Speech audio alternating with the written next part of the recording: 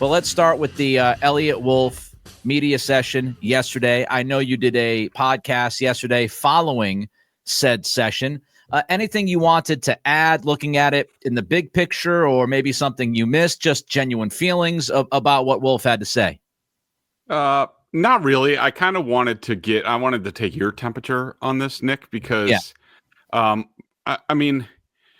just want to know how you feel about it, because I just think it's ridiculous, some of the overreaction that we're getting to this with final say. And and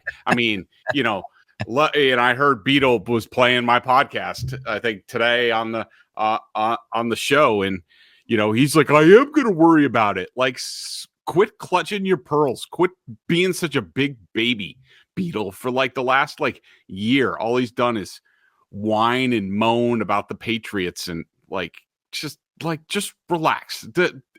Daddy's home. Daddy's going to take care of it. They're going to be back to being a real franchise. I know you're frustrated, but can you stop stomping your feet and throwing temper tantrums for, I don't know, a day or so we can actually have some real football discussion? So that I was curious your thoughts on this whole line of discussion. I thought it was mostly a nothing burger. The fact that Wolf said, ultimately, I have final say. Whether it's in his contract, and I read your read on it yesterday, did not catch the podcast you did, just so much to follow during Combine Week. But I did read your column this morning about your analysis from what he said. And you mentioned that it's in Elliot Wolf's contract that he has say, probably. And I know Mike Reese has said a similar thing. But I also just think it's the way I put it yesterday on my podcast, Greg, was it's to me, it's smoke and mirrors. The Patriots, yes, it's in Elliot Wolf's contract. But as you've mentioned before, we went through this last offseason. You have to register somebody within the NFL, to be that executive, to have the final say. And so Elliot Wolf is that guy on the paperwork. And I think aside from his contract, it's just easier for the Patriots to say, yeah, well, Elliot, look, if you're asked, if you're pressed, and by the way, he was asked 3 or 4 times. Great job by the media on the ground. Great job by Phil Perry, who, pressed him on it on the final say thing. But he knew he would likely have to answer that question if he was pressed. And I just think it's a situation where the Patriots don't want to open up the process. We've seen how they handled the head coaching searches, quote unquote. We've seen how they handled the GM thing last year with Wolf. I just don't think they want to open up that can of worms. And the easiest way to not have to go through a hiring process is keep Elliot Wolf's name on the paperwork with everybody behind closed doors, fully aware that Mike Vrabel has the hammer. And so I was not swayed in any way to think that Vrabel has less say because Elliot Wolf went out there and said, ultimately, I have the final say. Right. I mean, do people really let's just explain it this way. Are there people really out there that think Elliot Wolf, first of all, they think he's a complete imbecile off of one offseason? It wasn't great.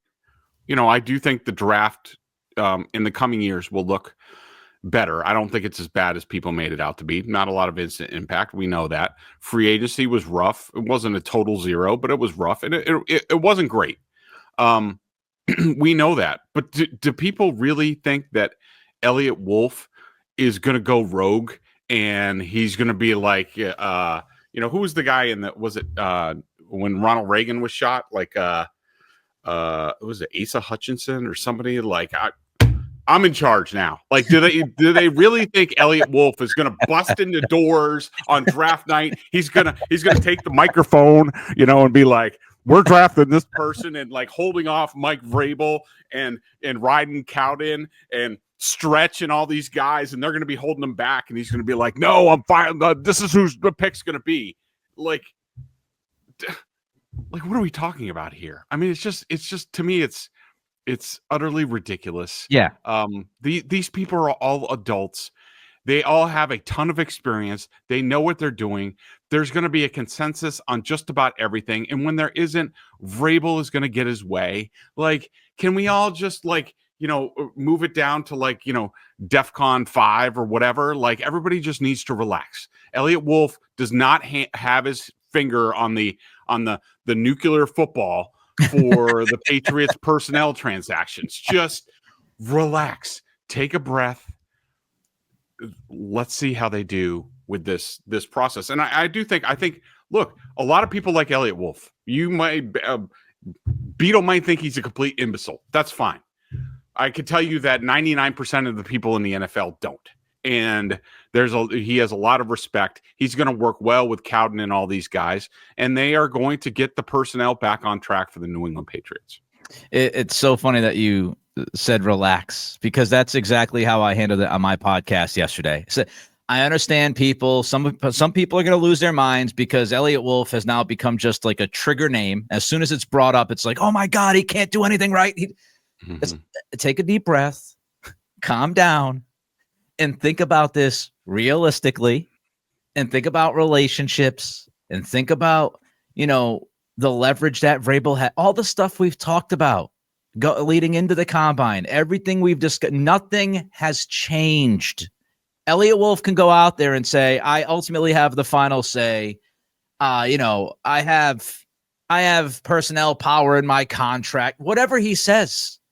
When you lock the door and you're sitting there and it's Elliot Wolf, Ryan Cowden, and Mike Vrabel as the top three in the front office, as we said from the very beginning, especially when Cowden came in within like the first 12 hours of Vrabel officially being the guy, it's like Vrabel was hired. The ink wasn't even dry on his contract, and Ryan Cowden was sitting next to him in an office. Like, just think about it realistically with some common sense and how these relationships work. And as Greg said, there's no way on God's green earth that Elliot Wolf would walk into that draft room on that Thursday night and they're sitting there with the fourth pick, and Mike Vrabel says, hypothetically, I want Will Campbell. There's no way. There is no way that Elliot Wolf would look at Mike Vrabel in the eyes and say, sorry, Mike, we're going to draft Mason Graham. There's no way. There's just no way. There's no way. Like, they handed the keys to Vrabel. This is not tough. What happens is, and we've gone through this, but I'll go through it one more time. Elliot Wolf has done the legwork on this draft, on the free agency class, along with the front office. Vrabel comes in, Cowden comes in. They have their own thoughts about the class, but especially Vrabel, he does not have a voluminous, book on everybody that's in this draft. That's everybody in the free agency class. He doesn't have it. He hasn't studied hundreds of guys like the front office has. And so what happens is Mike Vrabel walks in and says, Elliot, this is what I'm looking for. At defensive line, I want this. At defensive end, I want this. And he goes through the positions and he tells you what his vision of a football player and the profile at each of those positions. Elliot Wolf takes that information. He goes back to the front office staff.